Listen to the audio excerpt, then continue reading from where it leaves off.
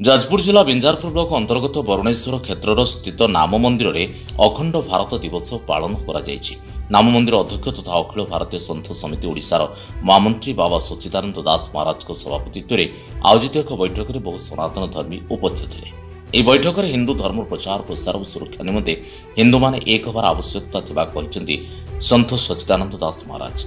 सांप्रतिक परिस्थिति में बांग्लादेश में हिंदू मानक उपर हेउतबा अत्याचार को से निंदा करिसेंती। हिंदू माने बांग्लादेश निर्यातित बोली कहिसेंती संत सच्चिदानंद दास महाराज।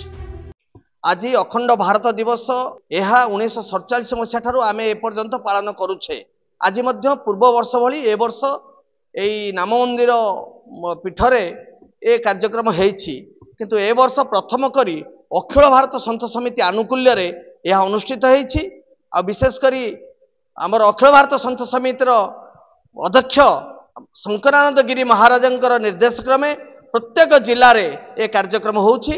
आज मध्य केवल ए कार्यक्रम एठी होछि एथिपाई जे बांग्लादेश रो जो घटना हेछि, जो विभीषिका कार्यक्रम हेछि, हिंदू मान को जो भाव जातना दिया होछि, निर्यातना दिया होछि, हिंदू मान को केवल नुहे हिंदू मानकर मंदिर भांगी दिया जाउछि, एपर कि निज ठाकुर इष्ट भगवान जगन्नाथ को मध्य पोड़ी दिया जाइछि।